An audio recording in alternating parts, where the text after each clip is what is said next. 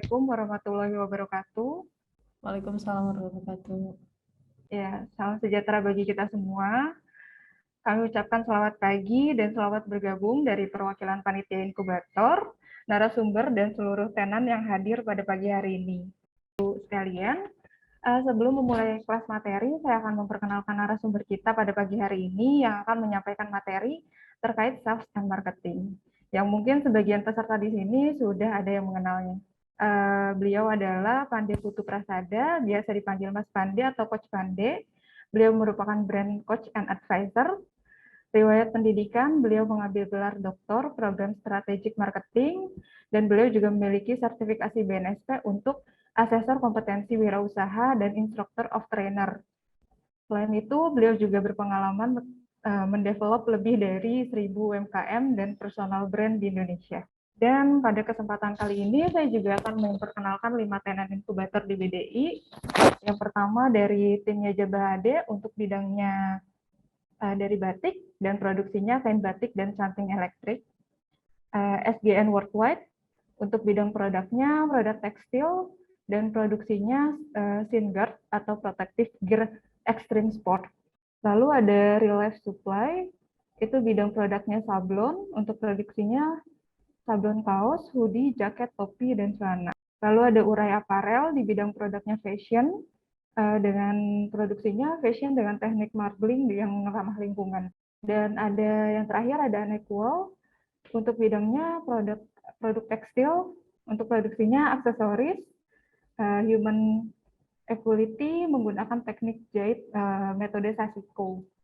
Ya, demikian perkenalan pagi hari ini. Untuk selanjutnya, saya persilakan Mas Pande untuk waktu dan tempat. Dipersilakan. Oke, hari ini berarti kita santai aja. Saya nggak pengen teman-teman terlalu serius, nanti gila. Jadi kita santai aja. Dan materi saya nggak akan banyak. Saya lebih pengen diskusi dan ngegali teman-teman semua, lebih tepatnya. Jadi kita open aja. Kalau di long the way, di perjalanan kita hari ini, teman-teman ada yang mau bertanya gitu misalnya, ya monggo ditanya aja gitu loh, langsung raise hand aja nanti, atau ini nanti tinggal open mic aja terus tinggal tanya along the way. Jadi nggak usah nunggu sampai selesai gitu. Jadi biar lebih enak lah. Kadang-kadang lupa biasanya kalau kayak gitu. Sebelumnya kenalan dulu. Tadi udah diterangkan semuanya sama Mbak Dev, saya nggak perlu ngulang lagi. Jadi ini sekilas saja tentang saya. Bagi teman-teman yang belum tahu, karena beberapa di sini udah kenal saya, jadi ya perlu ini. So bagi mungkin buat teman-teman yang lain yang belum pernah ketemu saya sih, saya yang terbaru sih baru ditunjuk untuk jadi salah satu startup untuk cross-selling platform digital namanya Beneran ID. Itu yang terbaru, baru diminta beberapa hari lalu. Terus ya itu usaha-usaha saya, ownernya. Terus saya juga punya shareholder, punya saham di beberapa perusahaan ini, yaitu bla bla bla bla dan so on. Oke. Jadi sebelum kita ngomong jualan nih, gimana sih cara jualan, terus ya whatever dengan bla bla blanya semua lah ya. Yang teman-teman mesti paham itu adalah mengapa sebuah brand itu penting, gitu loh. Jadi mengapa sebuah brand itu penting? Nah, teman-teman mesti tahu bahwa brand itu pada dasarnya adalah value, ya. Dan value itu nantinya akan build trust. Value lah yang akan menciptakan trust-nya. Akhirnya, artinya nanti teman-teman dipercaya untuk satu, saya nggak suka bilang nilai ya, tapi satu purpose apa sih gitu loh. Soalnya saya sebenarnya ngomongnya value itu purpose dalam brand-brand kekinian. Terus juga dari trust itulah yang akan menimbulkan rekomendasi ya. Artinya orang berbicara tentang kita tuh karena dia percaya bahwa kita pantas dibicarakan, itu aja. Terlepas itu hasilnya baik atau buruk, tapi orang merasa bahwa kita pantas untuk dibicarain atau diomongin, makanya dia ngomongin ke temannya. Lu coba deh skincare yang ini, lu coba deh baju yang ini. Ataupun produknya teman-teman lah di sini, lu coba deh batik yang ini, lu coba deh shin guard yang ini. Gitu. Jadi itu kan karena dia sudah trust, jadi dia sudah memiliki satu positive experience di situ. Nah, rekomendasi itulah yang mendatangkan repeat order. Orang yang bisa cerita tentang sebuah produk tidak mungkin membeli produk itu cuma satu kali. Itu clear. Jadi nggak mungkin dia cuma ngebeli sekali terus dia ngerekomendasiin sama orang, itu enggak lah. Dia pasti sudah pakai itu 2-3 kali, udah dicoba di segala macemin, dan akhirnya dia percaya dari itu, dan dia akan bicara sama teman-temannya. Dan dia itu udah jelas tanda dari orang yang akan keep coming back. Nah, di era sekarang yang teman-teman mesti tahu adalah kenapa sih jualan barang itu susah? Kenapa sih orang pada banting-bantingan harga kalau sudah marketplace? Karena pada dasarnya orang sekarang itu tidak lagi beli barang sama jasa. Mereka beli story, mereka beli cerita, mereka beli relationship dengan brandnya. Mereka berharap ada sebuah magic, ada sebuah something special yang happen gitu ketika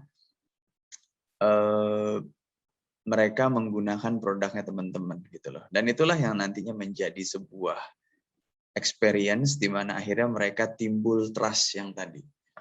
Trustnya timbul, mereka ngerekomen sama orang, cerita, gue kemarin hoki banget, kalau gue nggak pakai tuh shin guard, gue udah kenapa-napa tuh kemarin, gila gue di save banget hidup gue sama ini. Nah contohnya gitu. Dia bukan cerita ini produk terbuat dari A, B, C, D, E, dia nggak akan cerita begitu, tapi dia cerita pengalamannya dia, atau sesuatu hal baik yang menjadi memorizing buat mereka. Nah itu namanya stories. Ada relationnya di situ, ada storiesnya, ada satu magic yang happen di situ. Nah, sebelum mulai kemana-mana, ngomong selling, ngomong marketing, ini kita breakdown dulu deh. Saya mau sharing sama teman-teman, apa bedanya selling, apa bedanya marketing, apa bedanya branding. Karena mungkin kalau nanti selesai dari sini, teman-teman tentunya nggak akan, saya harapkan sih nggak akan pernah berhenti belajar ya. Jadi, di luar sana akan banyak seminar, akan banyak online course, yang teman-teman bakal ikutin. Ngebahas tentang selling lah, ngebahas tentang marketing lah, ataupun ngebahas tentang branding. Karena sekarang di luar sana banyak banget coach, tanda kutip, yang jualan ludah kalau buat saya ngomongnya. Jadi, ya, it's not the real mentor, it's not the real coach gitu loh. Jadi, dia hanya ya bisa cuap-cuap aja gitu loh. Jadi, supaya teman-teman gak keliru, saya kasih guidance untuk teman-teman bisa ngebedain apa sih aktivitas selling, apa sih aktivitas marketing, dan apa sih aktivitas branding itu sendiri gitu. Jadi yang paling pertama adalah selling. Kalau kita bicara selling, kita bicara indikatornya adalah omset. Itu clear. Jadi begitu teman-teman ikut pelatihan atau ikut apapun, kalau si narsumnya ini bicaranya selalu tentang omset, tentang omset, dan tentang omset, ini bisa jadi jumlah uang, bisa jadi kuantiti barang. Berhubungan sama angka deh pokoknya. Itu pada basisnya dia adalah orang selling. Jadi kalau dia bicara tentang marketing ataupun dia bicara tentang branding, teman-teman harus hati-hati sama itu. Karena dari itu aja udah kelihatan. Ini masalah mindset masalahnya, omset. Nah, sedangkan di marketing, kita bicara tentang market share. Jadi kalau omset, oke, kita jualan 1.000, kita jualan 10.000 pieces, bisa barang. Revenue kita atau omset kita berapa? 200 juta, 300 juta. Nah, itu dong omset. Tapi di marketing, kita bicara, gue pengen nguasain Jakarta. Gue pengen nguasain Bandung. Pengen nguasain Jawa. Atau paling enggak sepertiganya Jogja deh. 30% dari penduduk Jakarta gitu misalnya. Nah, itu udah market share. Nah, itu bicara marketing, udah tidak bicara selling. Nah, kalau branding, itu kita bicara tentang trust, kita bicara tentang persepsi, kita bicara tentang, simpelnya bicara tentang gosip. Produk kalian atau brand kalian itu diomonginnya kayak apa? Positif apa negatif? Nah, itu brand. Jadi, nanti teman-teman harus bisa bedain nih ketika masuk kelas, wah, branding di era digital, tiba-tiba dia ngomong market share, dia ngomong omset, udah lu tinggal aja lah tuh kelas, nggak akan bener, buang-buang waktu. Nah, itu tadi adalah indikator dari keywords-nya dan topik bahasannya. Itu dia, di antara ketiga ini bedanya. Nah, kalau kita ngomong aktivitas, selling itu aktivitasnya jualan. Informasinya one way. Penjual ke pembeli. Satu arah. Lihat aja kayak SPG mobil atau di pameran, nah itu aktivitas selling, canvassing, door to door semuanya. Nawarin teman lah satu-satu. Itu selling, terlepas itu offline ketemu langsung atau kalian chat via WA atau something. Artinya adalah informasi dari si penjual ke pembeli, direct satu. Nah, kalau marketing itu juga sama, informasinya juga satu arah, tapi tidak direct. Dia muter dulu. Dan ada repetitif. Jadi kayak iklan. Ads aja bentuknya. Kita lagi nonton YouTube, ada ads. Kita lagi browsing Instagram, ada ads. Nah, itu bentuknya marketing. Informasi satu arah yang diulang-ulang sehingga orang menjadi tertarik untuk ngeklik. Contohnya kayak gitulah, simpelnya. Jadi, kalau jualan ya kita yang menjual. Kalau marketing kita simpelnya gini, kita ngerayu orang supaya beli, bikin orang beli. Nah, itu dua hal yang berbeda. Di selling itu percakapannya lebih sedikit, di marketing percakapannya lebih panjang. Nah, sedangkan di branding itu aktivitasnya adalah kita berusaha menjadi yang terpilih dari yang ada. Karena jarang sekali ada bisnis yang tidak punya persaingan. Nah, kalau kita bicara persaingan, ya anggap kalian datanglah beli rokok deh, misalnya datang ke Alfa gitu beli rokok, itu kan raknya di belakang berderet tuh, macam-macam. Nah, branding tuh bicara bagaimana kalian ditunjuk di antara semua rak itu, bagaimana kalian ditunjuk. Nah, itu branding. Bagaimana jadi yang terpilih di antara yang ada. Nah, itu bentuk aktivitasnya. Jadi ya biar kalian bisa bedain nantinya. Terus bentuk informasinya. Kalau selling itu klaim. Ya Pak, produk kita ini produk yang terbaik lah yang ada di pasar. Kita ini adalah satu-satunya yang beginilah, semua segala macam. Dan selling ini bicara feature. Bicara physical benefit di selling. Kalau klaim, marketing itu klaim yang diulang-ulang. Sama seperti selling tapi itu diulang-ulang. Bedanya yang dilakukan marketing adalah yang diinformasikan, informasi yang keluar itu ada di value, ada di emotional benefit. Kalau selling itu di physical benefit. Nanti saya bahas di belakang biar teman-teman jelas. Nah, kalau branding itu gimana caranya? Kita dibicarain sama orang, kita digosipin. Aktivitasnya begitu. Bikin sensasi lah. Intinya interaksi yang bisa diingat sama orang. Kalau levelnya selling itu memang kerjaan level eksekusi. Marketing itu level manajemen. Branding itu level strategi.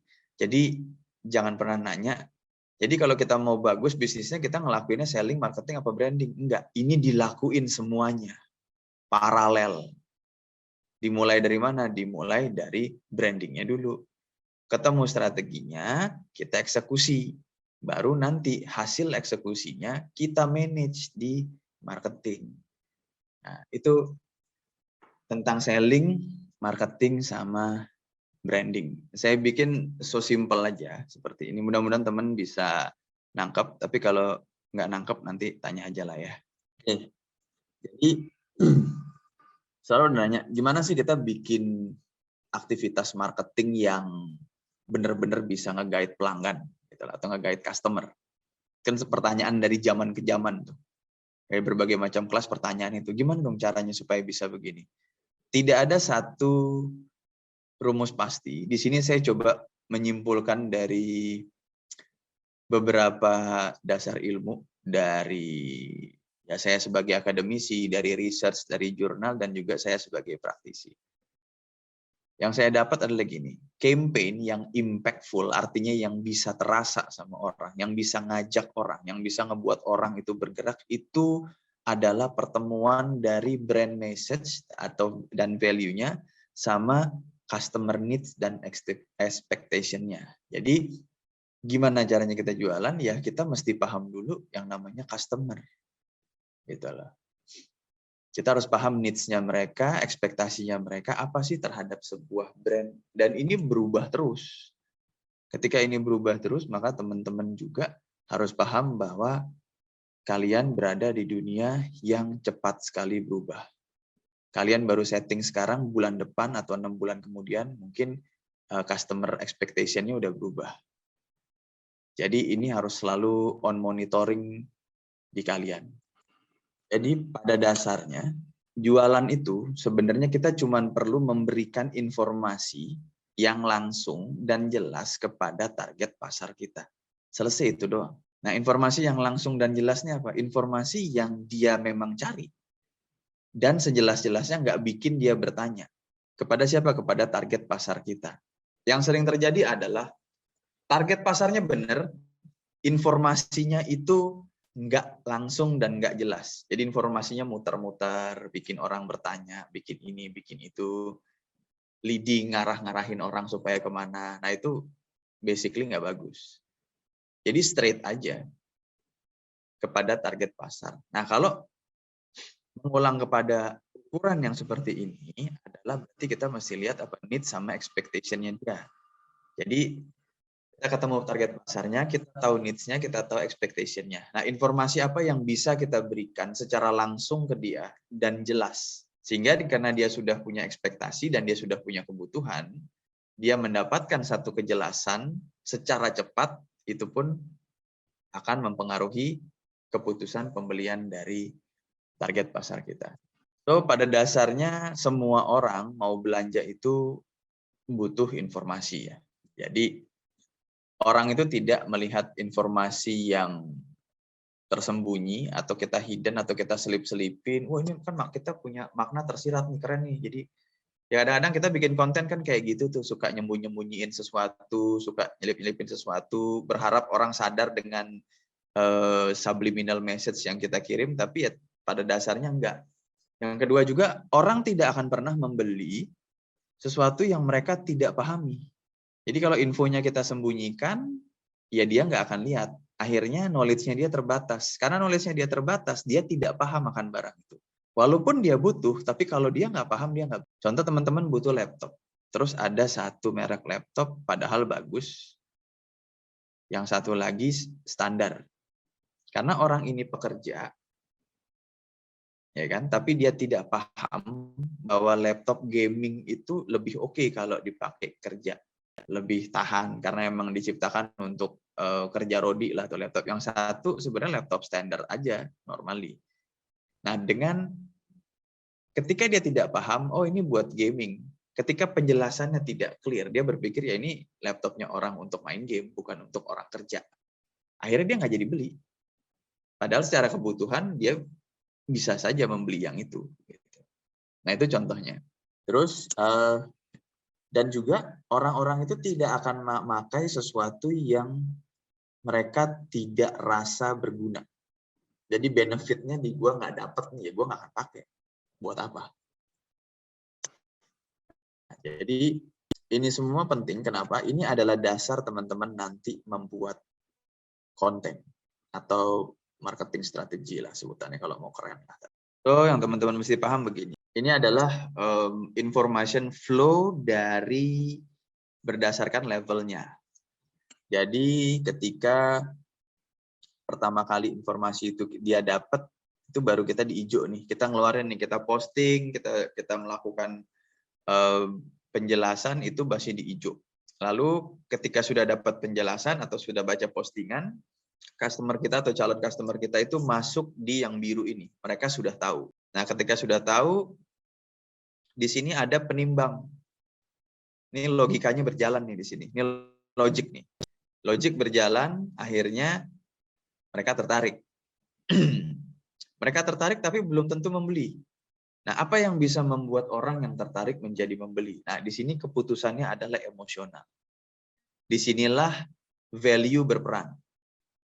Disinilah emotional benefit berperan. Disinilah semua hal-hal yang berbau ego berperan. Karena apa? Karena orang rata-rata beli itu nggak pakai logika. Semua belinya emosional.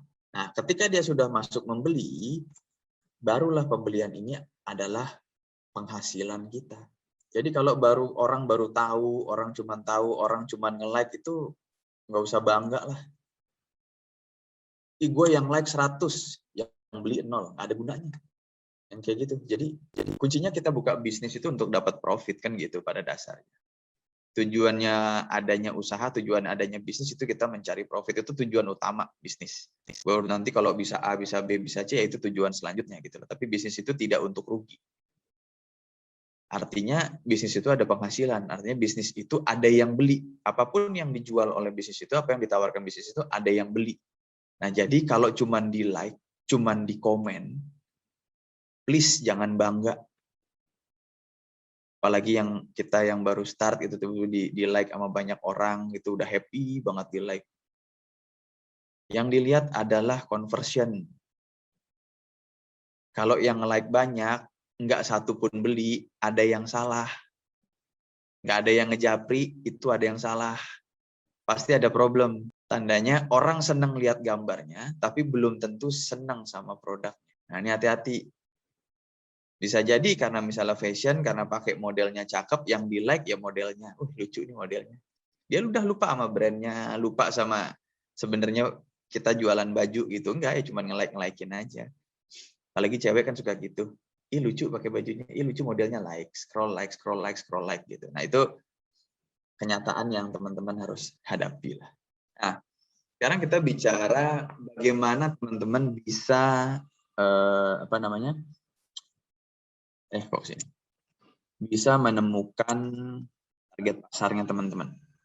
Jadi yang pertama teman-teman lakukan adalah teman-teman bikin market to entry-nya dulu. Market entry. Artinya pasar persaingan yang teman-teman akan masukin. Teman-teman mau kemana? Mau masuk di persaingan yang mana?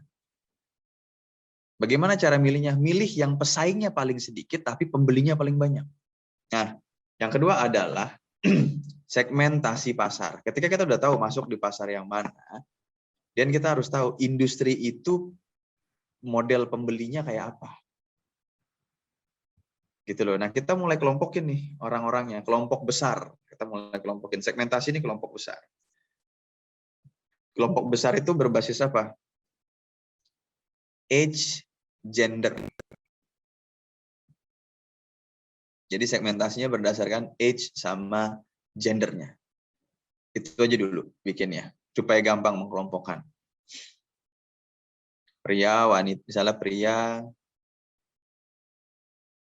17, 27 atau berapa gitu. Nah, silakan kalian atur sendiri lah. Jadi segmentasi pasar ini tidak ada aturan bakunya. Yang jelas yang paling sering dipakai itu gender sama age. Karena kenapa? Ketika sudah mulai terbentuk market segmennya, udah kelihatan, oh umur sekian, nama sekian, gitu. Baru kita turunkan itu menjadi target. Dari segmen kita turunkan menjadi target. Nah, apa ukurannya target pasar? Atau pembeli ini, orang yang dibilang pembeli adalah orang yang mau dan mampu. Pakai dan ya, bukan atau. Berarti dua syarat ini harus ada. Dia mau dan dia mampu. Nah, syaratnya mau apa? Syaratnya mau dia paham tentang produk kita. Dia tahu tentang produk kita. Mampu berarti dari segmentasi yang tadi kalian cacah. Yang dicacah apanya?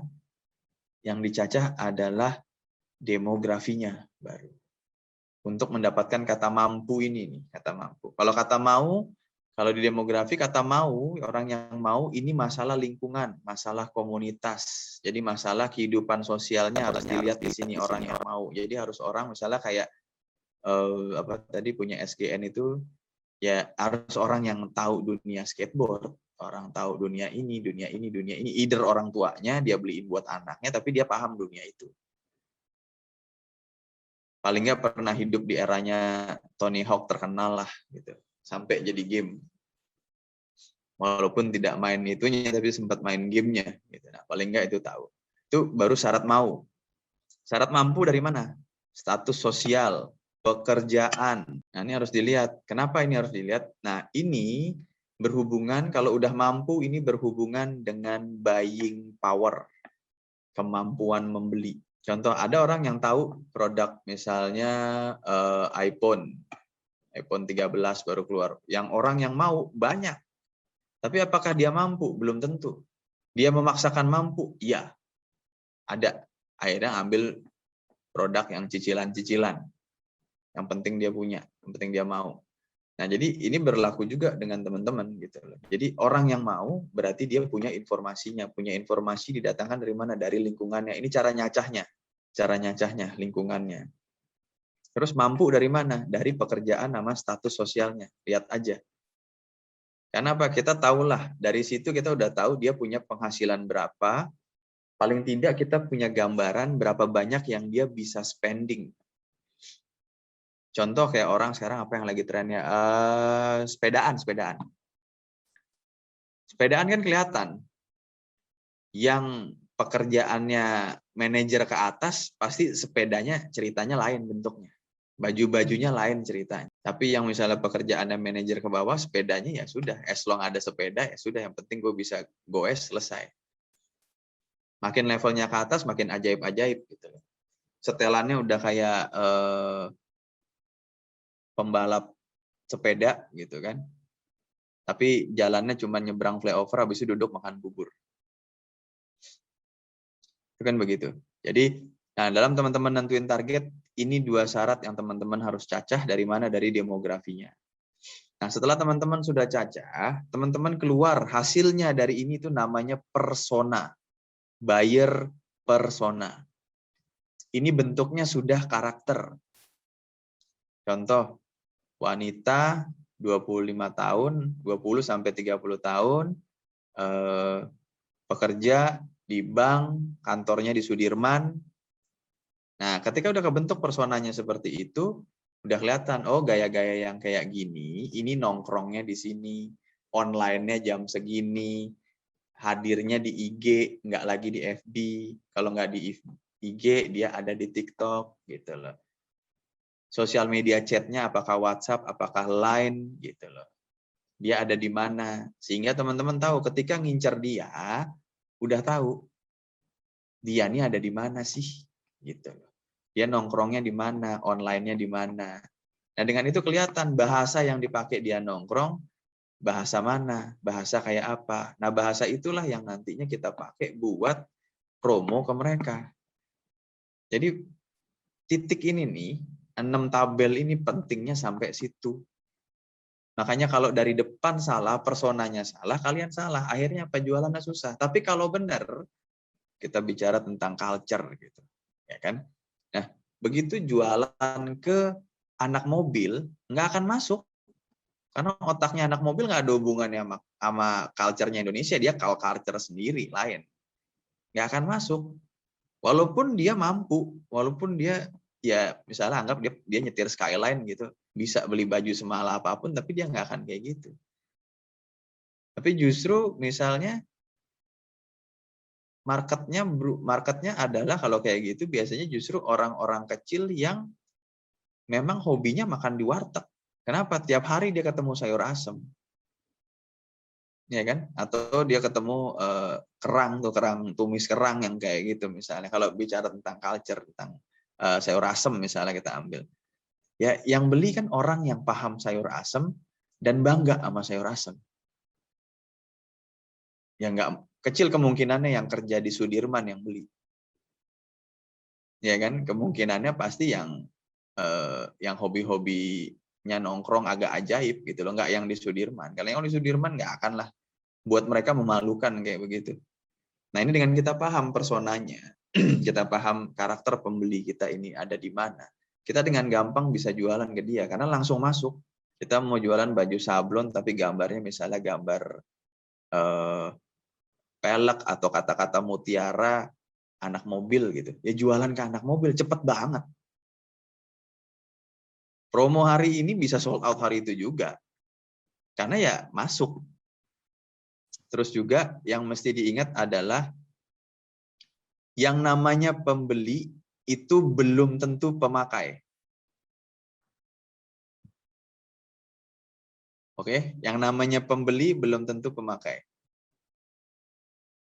Ada customer, ada consumer. Jadi kalau kalian searching di internet untuk data, jangan cari data consumer.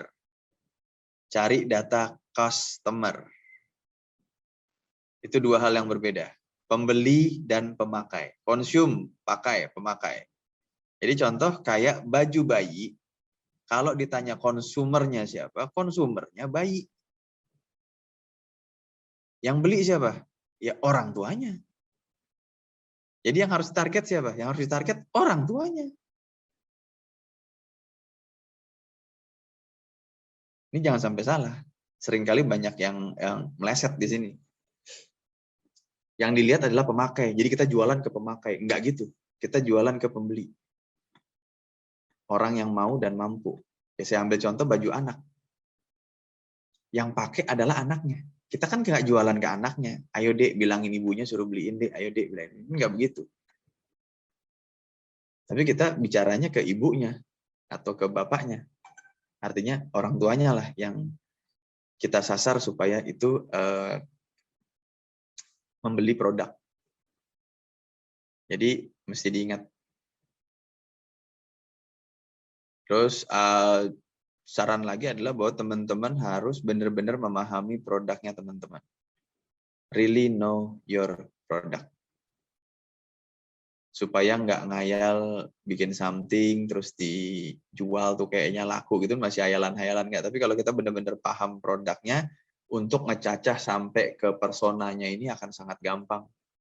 Karena kita udah tahu, oh yang gaya begini kalau punya Sinpet gitu senangnya nggak pakai velcro, senangnya pakai apa namanya Flyknit dan ada red slatingnya misalnya begitu.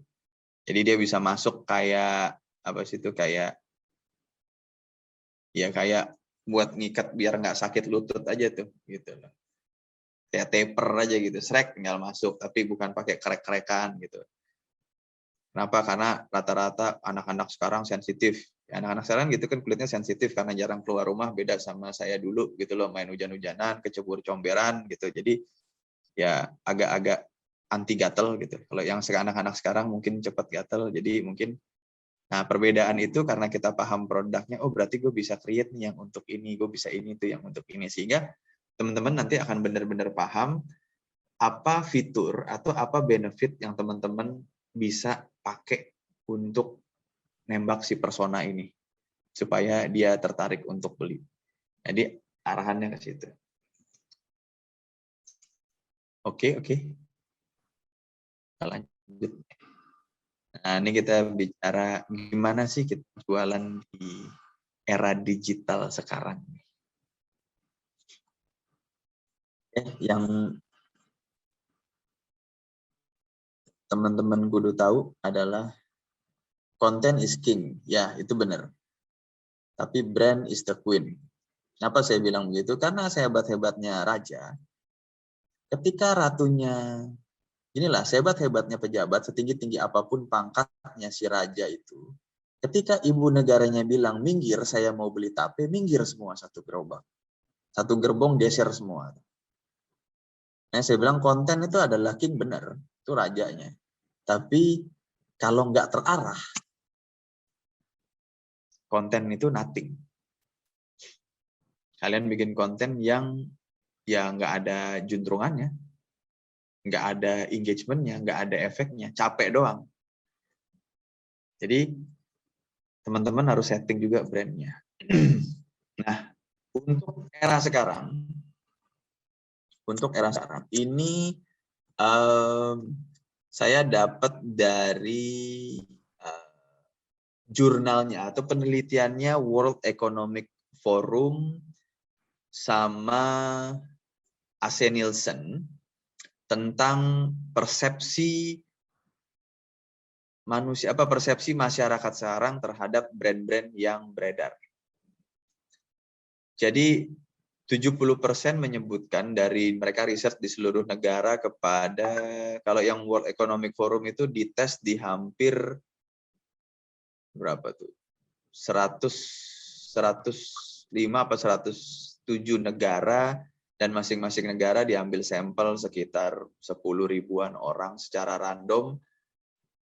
70%-nya mengatakan mereka membutuhkan brand itu to be more human katanya. Jadi lebih kepada human. Nah, penjelasan apa sih human-nya? Artinya message dari sebuah brand itu bukan lagi tentang jualan, tapi tentang empati. Empati tentang keadaan. Gitu. Dan engagement juga gitu loh. Jadi message yang empatik, yang bisa merasakan, jadi brand itu bisa ngerasain orang tuh keadaan kayak sekarang lagi COVID, orang tahu lagi susah. Bukan selalu motivasi sih, jadi Indonesia ini kan suka kebablasan ya hal-hal begini. Kalau di Indonesia sekarang jadinya sedikit-sedikit membawa nama-nama, sedikit-sedikit bawa COVID, sedikit-sedikit bawa COVID, ujung-ujungnya jualan gitu loh. Jadi empathic message itu benar-benar tidak jualan gitu loh. Jadi empathic message and engagement yang mereka minta itu adalah key dari digital interaction-nya.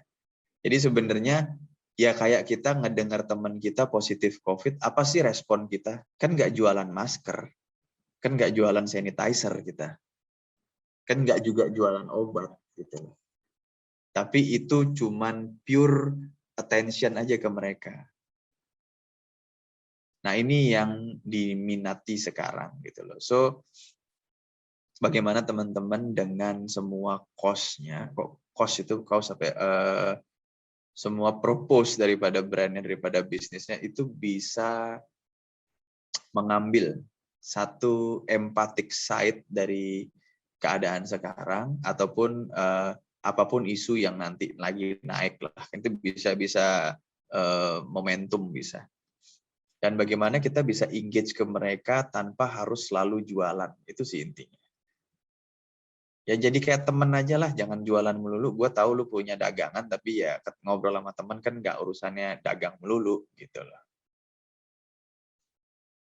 Tapi mereka udah tahu kalau nyari ini ada di sini, dan ini adalah brand yang peduli sama saya. Dan jangan salah, 30% orang, itu tadi bagusnya ya, 70% nyari yang begini. Nah, bahayanya adalah 30% orang itu akan langsung meninggalkan brand yang dianggap tidak bisa mengerti, tidak bisa memberikan rasa empati sama mereka. Sekalipun itu brand besar. Nah, ini is very dangerous. Dan dari 30% orang itu, 90%-nya akan bercerita ke paling tidak 5 orang temannya tentang rasa kekecewaannya. So, kalian punya customer 100, 30 orang kecewa, dan dia bercerita kepada 150 orang akan tahu bahwa brand kalian nyebelin. Kalian punya customer cuma 100 nih. Cuman tapi gara-gara yang 30, 150 orang itu beranggapan bahwa brand kalian nyebelin. Jadi kalau dikonversi kita hitung, berarti dari 100 customer yang ada 30% ke possibility bahwa 150% jumlah orang atau 150% jumlah orang akan membenci kalian. Jadi punya klien 100, 30-nya nggak suka, yang 30 cerita ke 5 orang, jadi 150 orang yang membenci kalian. So ini very scary, terutama dalam early stage seperti kalian, ini perlu sangat hati-hati. Nggak boleh gegabah. Artinya ya stop dulu lah gaya-gaya jualan momentum itu. Lagi ada momentum kita pakai, wah lagi cerita tentang begini, kita ikut-ikutan naik. Ya maksudnya sih riding the wave, paham maksudnya riding the wave. Tapi riding the wave kan juga ada tekniknya. Nah kalau kalian pernah dengar teknik ini dari orang yang tidak kompeten, nah ini saya balik lagi ke awal tadi, selling, marketing, branding. Orang yang cuma tahu sepotong-sepotong, kalian bunuh diri. Karena apa yang saya sampaikan di sini adalah base research 2020 kemarin. Baru di researchnya 2020, reportnya publish di Maret kemarin 2021. Jadi baru beberapa bulan yang lalu. Dan ini adalah resultnya keadaan dunia saat ini. Permintaannya terhadap brand kayak apa yang mereka cari, ini based on research gitu loh. Jadi hati-hati riding the wave, atau mau co-branding dengan seseorang, atau hati-hati juga untuk milih influencer atau endorsement. Nah, ini perlu berhati-hati. Jadi ini dulu, base-nya ini dulu. Sebelum kita jualan, teman-teman harus paham ini. Jadi ada plusnya, ada resikonya yang terjadi saat ini. Tapi kalau kalian bisa pull it off, artinya kalian bisa ngelakuinnya, ya kalian akan langsung punya loyal customer. Karena 70% orang tadi yang menyukai brand yang be more human, mereka langsung relate, mereka langsung bisa build up connection. Jadi lebih cepat dibandingin era-era sebelumnya. Era-era sebelumnya tuh kita harus maintain dulu, diiniin dulu. Jadi agak-agak panjang. Funnelingnya agak panjang. Tapi yang sekarang sekalinya mereka merasa kita empatik terhadap mereka, itu langsung build connection. Jadi nanti saya bahas tentang connection-nya. Oke, ya. Kalau bicara era digital berarti kita bicara konten. Nah, konten itu selalu ada 3. Ada wording, ada foto, ada video. Ini basic lah. Tapi permasalahannya adalah di manakah kalian mencari konten? Ini penyakit juga. Nah, di sini saya share. Teman-teman gak usah pusing bikin konten. Saya kasih tahu triknya. Ini basic knowledge-nya content creator kelas pro. Artinya, dari mana sih lu dapat ide buat konten? Dah, ini tabelnya. Yang pertama, itu purpose dari produk. Ada reason, ada benefit. Cuman 2, ngomong di situ aja. Reason artinya, alasannya produk kalian ada tuh buat apa? Apa sih pentingnya produk kalian ini ada di dunia? Itu reason makanya. Reason of existence. Yang kedua adalah benefitnya produk kalian ini ada nih apa? Toh nggak ada, kalian nggak ada juga dunia nggak ngaruh-ngaruh amat. Terus pengaruhnya kalian harus ada apa? Nah ini purpose of produknya. Di sini saya bilang makanya know your product, know your market. Itu kuncinya. Sekarang tadi bagian know your market kan. Nah sekarang ini bagian know your product. Jadi tujuan produk kalian existed itu apa? Ya supaya bisa dijual dapat untung, enggak kayak gitu. Ya tujuannya apa? Apa purpose-nya? Inilah yang nanti masuk ke storytelling, masuk ke cerita, masuk ke mana-mana sebagai ya kayak teaser lah, kayak apa itu kan pengemasannya. Terus yang kedua adalah USP atau unique selling point. Unique selling point adalah apa yang berbeda dari kalian secara spesifikasi produk. Mulai dari material bahan bakunya sampai ke packagingnya. All of it, dari material bahan baku, proses pembuatan, terus ya sampai ke packagingnya. Jadi apa yang membuat kalian berbeda dari pesaingnya? Nah, that's why akan sangat susah nentuin ini kalau kalian bikin market entry-nya salah. Akhirnya USP-nya salah. Akhirnya apa? Kontennya salah. Jadi apa yang membuat produk teman-teman semuanya berbeda? dari spesifikasi produk, physical produknya. Kebetulan ini kan ada produk semua, jadi bisa dibawa produk semua. Jadi dari bahan bakunya, terus prosesnya, sampai ke produk jadinya, sampai ke packagingnya. Packaging artinya ya sampai dia terima di tangannya pembeli. Nah, apa yang berbeda di situ? Lalu yang ketiga itu target market. Nah, tadi saya bilang ada consumer, ada customer. Jadi siapa sih yang bakal pakai? Siapa sih yang bakal beli? Ya kan? Kayak contoh, ya baju anak yang bakal pakai adalah anak, yang bakal beli adalah orang tuanya. Kalau gorengan, yang beli adalah kita, yang mengkonsumsi teman-teman kita. Sama kayak rokok, gue yang beli, tongkrongan yang habisin. Nah, gitu kan. Tapi mesti dilihat, itu bisa jadi story.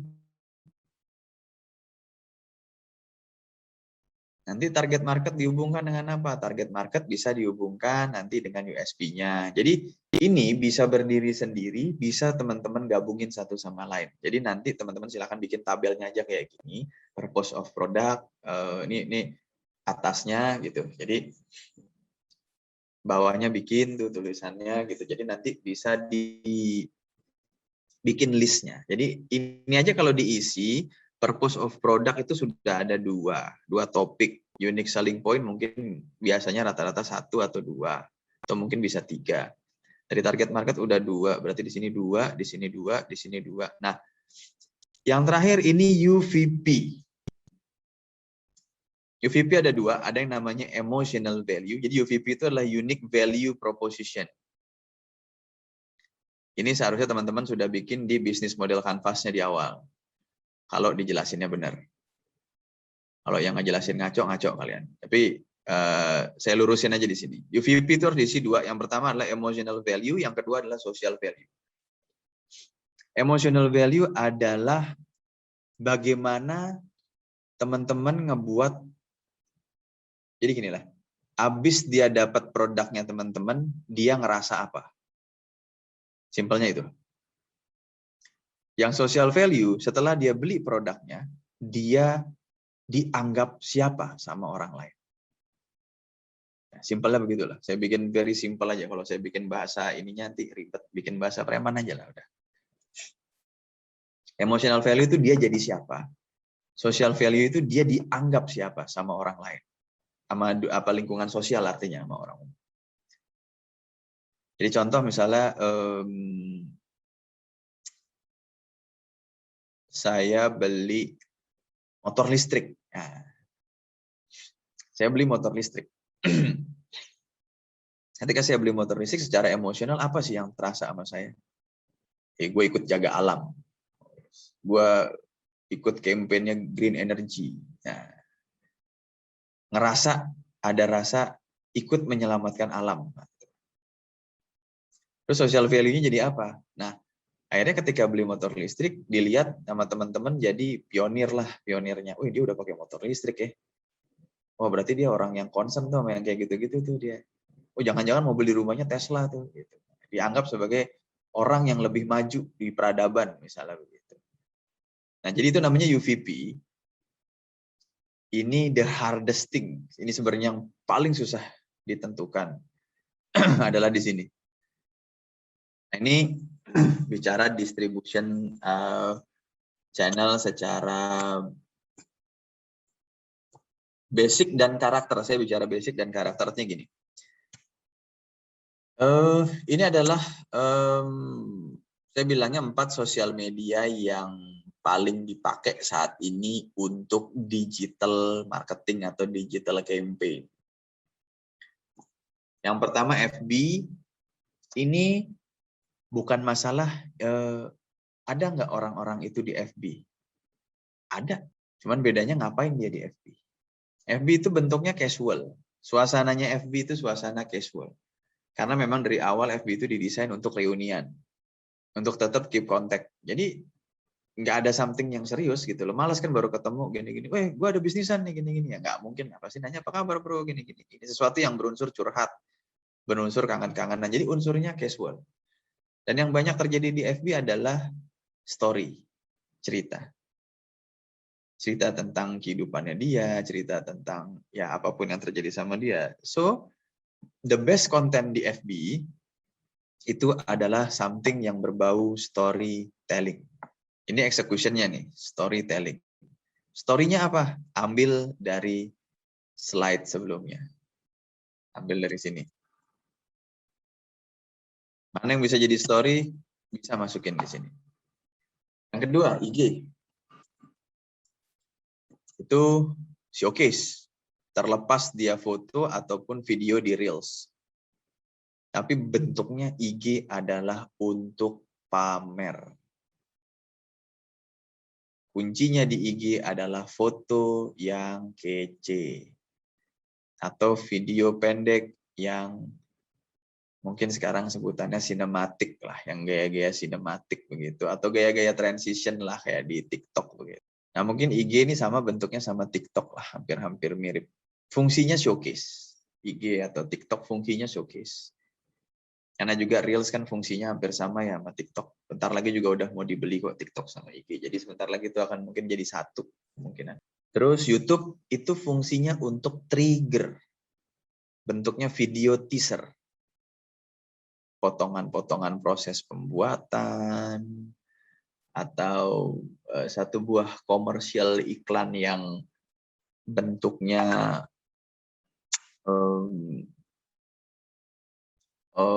awareness gitu. Nah, WA itu adalah untuk direct sales, untuk call for action. Jadi please di WA itu jangan bikin story panjang-panjang, storytelling, bikin pakai copywriting, panjang-panjang nulis dioper di grup. Oh, man, it's fucked up, man. Itu cara yang salah. WA itu pesan singkat, kita punya grup sudah bejibun, kontak WA kita banyak, dalam sehari kita ngetik WA itu nggak mungkin ada mood buat ngebaca satu storytelling penjualan lah, pitching storytelling itu nggak akan. So kalau WA itu taktiknya adalah very direct, open PO, sekian barang ini akan turun nanti di sini, harganya sekian, early bird sekian, diskon sekian, titik, that's it. Dah, itu WA. Fast. Jadi jangan aneh. Kalau mau tulis story, masuklah ke FB. Mau pamer-pamer, pakailah IG atau TikTok lah. Tapi IG juga bisa dipakai untuk edukasi juga bisa sekarang. Bikin kayak carousel, kayak gitu-gitu bisa. Tapi intinya adalah showcase. Either itu showcase produk, either itu showcase values, atau either itu showcase empathy. Nah, tinggal dipilih mana yang mau dipakai based on momentumnya. Nah, ini bentuk sosial media. Jadi ini namanya brand voice. Jadi sebenarnya ini bentuk bagaimana kalian bersuara di sosial media. Jadi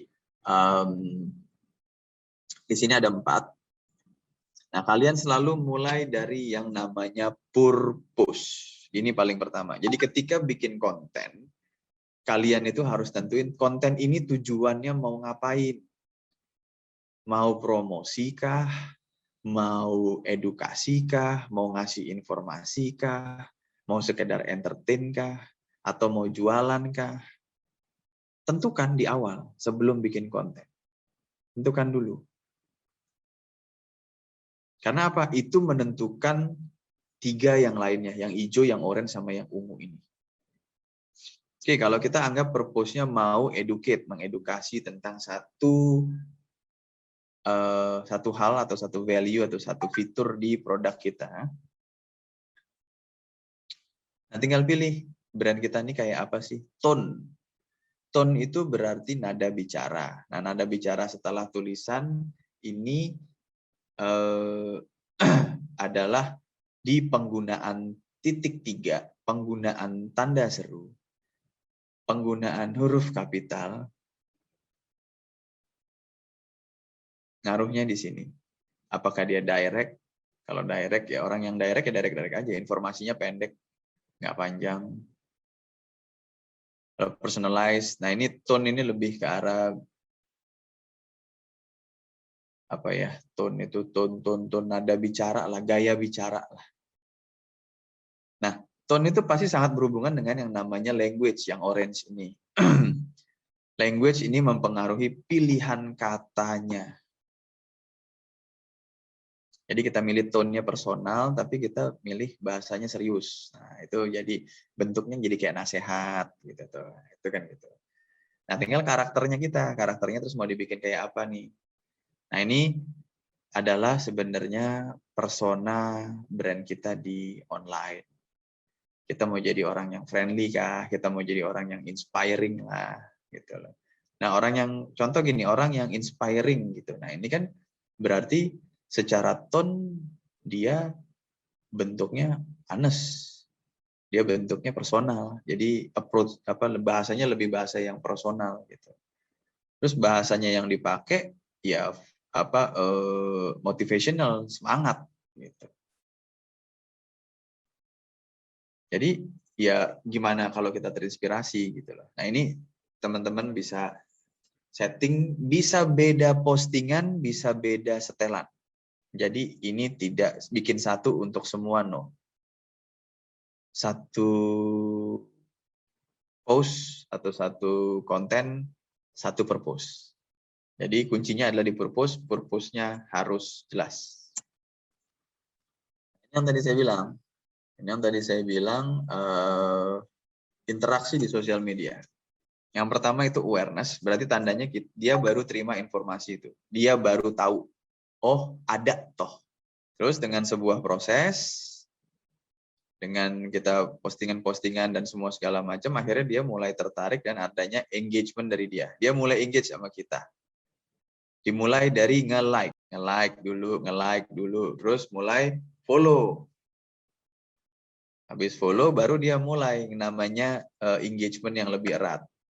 Mulai kontak DM, misalnya gitu. Mulai kontak DM, terus mulai nanya-nanya, sampai akhirnya nanti pindah ke connection dia.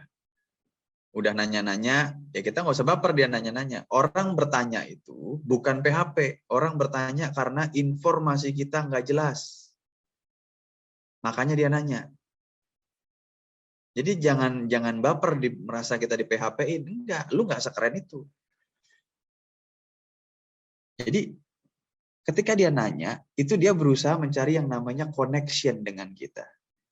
Dia bisa mencari kecocokan dengan kita. Kalau di sini kita sudah negative thinking, nggak negative thinking, katanya kalau di sini kita masih bego, kita berpikir bahwa dia nanya-nanya itu karena PHP, berarti otak kita nggak beres. Maunya cepat-cepat cuan, nggak bisa begitu. Semua ada prosesnya. Nah, dengan dia bertanya-tanya, dia kan juga ngeraba, gimana sih gue diresponnya, gimana sih gue di servisnya nih sama si yang ini, kok jawabannya nggak enak ya. Ih, dia ngejawab gue baik loh, dikasih informasinya jelas. Nah, setelah dia mencoba membangun connection ini, timbullah relationship. Disinilah selling terjadi. Jadi walaupun sekarang sosial media gampang kok jualan sekarang lewat sosial media aja bisa. Yes. Bener. Nggak perlu jalan jauh ke sana. Yes. Itu bener kalau dibandingin sama offline. Tapi kalau dicacah lagi balik, interaksi di sosial media itu lebih banyak layernya dibandingin di offline.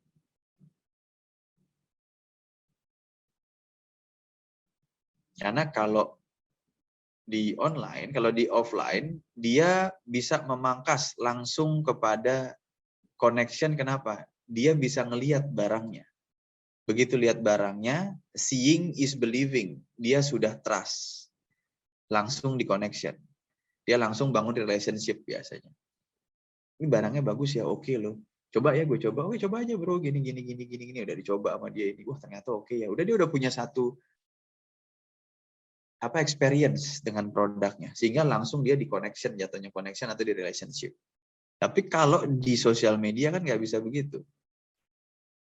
Kalau ngomong awareness, kita melihat jutaan orang posting. every day, bahkan every second. Bikin engagement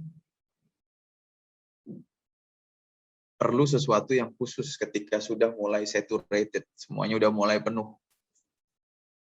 Apalagi ke arah connection dan relationship. Nah, makanya tadi saya suruh, pilihlah market entry yang benar. Kenapa? Karena itu akan bergantung sekali interaksi sosial media kalian dengan itu. Begitu kalian masuk ke yang persaingannya luas, berarti konten yang beredar di topik itu juga akan luas. Konten yang beredar di hashtag itu juga nggak keru-keruan banyaknya. Jadi kapan punya kalian mau di-aware sama orang? Kan kecil kemungkinannya. Nah, sehingga seolah-olah ngerasa, gue udah bikin konten, tapi kok nggak laku. Bukan masalah konten yang nggak laku. Tapi biasanya penyakitnya adalah bikin konten yang salah, untuk orang yang salah, untuk industri yang salah. Sehingga kalian tidak relate namanya. Nggak kena. Akhirnya kalian nggak pernah masuk awareness, boro-boro bikin relationship. Oke. Ini saya bagi 5 tips dan trik ya untuk skyrocketing your sales ya, untuk ngebooster sales kalian. Dan ini informasi ini semuanya very important. Oke, yang pertama itu kalian harus paham reality. Ini kenyataannya bahwa perusahaan yang punya branding yang oke, dia jualannya lebih gampang. Nggak bisa dibohongin. Karena ini base research. Jadi untuk bisa ningkatin sales, brandingnya juga harus dibenerin. Brandnya juga harus dibenerin. Karena ini berbanding lurus. Brand kalian berkembang, salesnya pasti berkembang. Yang kedua. Yang pertama adalah dalam menghadapi reality yang tadi, kalian harus bisa konsisten. Ini yang paling penting. Susahkah konsisten? Susah sekali. Lagi nggak punya waktu, coach. Lagi sibuk ngerjain ini, lagi sibuk ngerjain itu. Nah. Jadi, untuk kita bisa dikonsider, terutama di era digital seperti ini, semua sosial media yang berbasis pada Google, algoritmanya sama. Kunci algoritmanya adalah satu, konsistensi posting itu pengaruh. Makanya kalau dia bilang, lu posting tiap hari, belum tentu tiap hari. Konsisten itu artinya per 3 hari sekali, ya per 3 hari sekali. Seminggu 2 kali, ya seminggu 2 kali. Itu akan terbaca di algoritma nanti. Yang posting tiap hari akan punya algoritma sendiri. Dia harus nongol tiap hari. Sekali dia nggak nongol, ratingnya dia drop. Makanya saya nggak pernah menyarankan posting tiap hari. Enggak. Tapi bikin jadwal posting yang konsisten. Makanya di planning. Karena kalau kalian tidak konsisten berada di sosial media, kalian tidak dikenal sebagai brand. Kalian hanya dikenal sebagai sebuah produk yang lewat, yang lalu. Karena masalahnya, kayak tadi saya bilang, orang mencari brand yang more human. Jadi kalian tidak bisa bicara tentang produk terus-terusan. Kalian juga harus bicara tentang what your purpose, apa value-nya kalian. Dan akhirnya nanti karena kita konsisten untuk menyampaikan, orang akan tahu. Ini sebenarnya konsepnya buzzer kok. Suatu informasi yang diulang secara terus-menerus akan menjadi satu kebenaran baru di kepala pembacanya. Ini konsepnya buzzer. Bisa dipakai baik, bisa dipakai untuk jahat. Tapi konsepnya begitu. Jadi, kalian perlu membangun hubungan dengan audiensnya, dengan being more human, dan untuk mereka bisa percaya itu being consistent. Jadi gitu. Oke. Next, itu authentic. Ya kalian harus jadi diri kalian sendiri. Si brandnya ini ya, saya nggak ngomong kalian sebagai orang, tapi si brandnya atau produk kalian ya harus jadi dirinya sendiri. Makanya tadi ketika kita sudah ketemu value-value kita, semuanya sangat gampang untuk bikin message yang bisa resonate dengan people. Artinya dengan orang-orang, kita akan sangat gampang untuk bikin konten-konten yang message-nya itu kena sama orang. Karena kita sendiri udah paham produk kita bagaimana. Kita juga udah paham market kita kayak apa. Jadi kita udah tahu. Oh kalau yang nongkrongnya di IG, gue tahu nih cara ngomongnya kayak apa. Kalau yang ini cara ngomongnya gini nih, kalau yang ini cara ngomongnya gini. Gitu. Karena pada dasarnya orang itu nggak senang dibohongin kok. Orang nggak senang sesuatu yang namanya fake. Sekarang kan sering banget fake ini gitu loh. Nah, karena walaupun kita kadang-kadang membenarkan kita nggak apa-apa lah bohong-bohong dikit gitu. Tapi kalau sampai bohong itu ketahuan, kalian hancur. Karena tadi balik lagi, brand itu bicara apa? Brand itu bicara trust. Kalian mau selling bohong-bohong dikit nggak apa-apa. Tapi ketika kalian building a brand dan pengen jualan dalam jangka waktu yang panjang, even though bohongnya itu kecil, tapi itu bahaya. Jadi berhati-hati dengan pilihan kata, dengan pilihan informasi yang teman-teman akan atau nanti naikin di konten.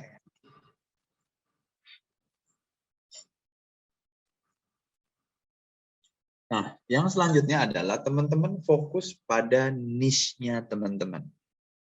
Karena sekarang persaingan makin, saya bilang saturated ya, makin banyak pemain di pasar yang segitu-gitu aja.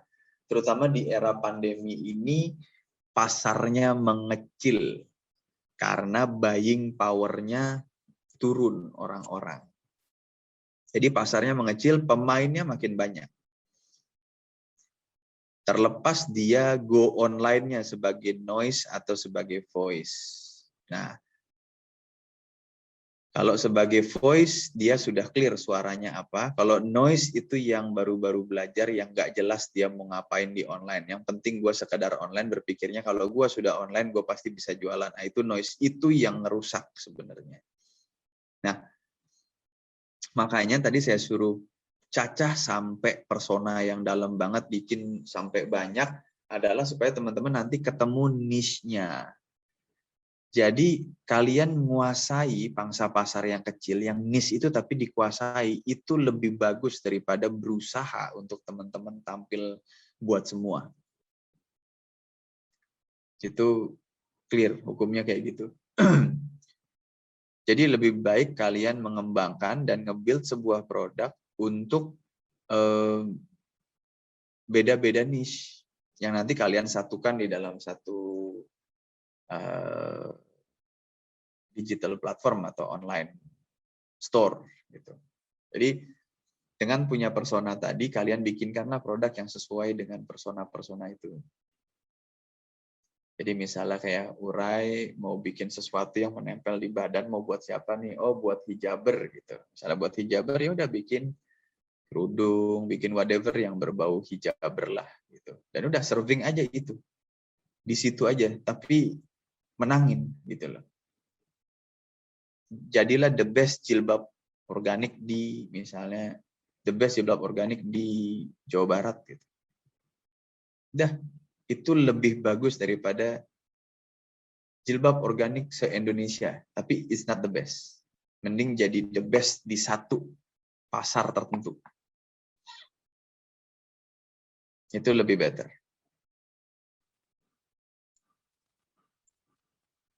Terus yang selanjutnya adalah be relatable. Artinya bikin diri kalian itu relate lah sama orang, terkoneksi lah sama orang.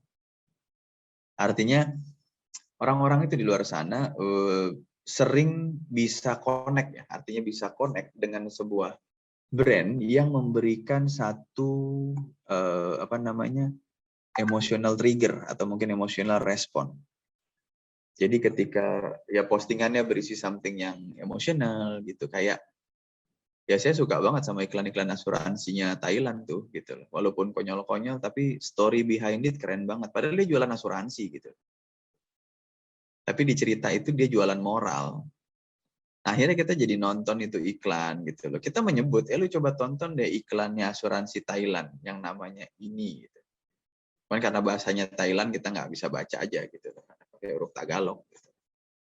Tapi kita ingat tuh ceritanya yang ini itu dari perusahaan asuransi gitu. Dan kita connect banget dengan itu gitu. Dan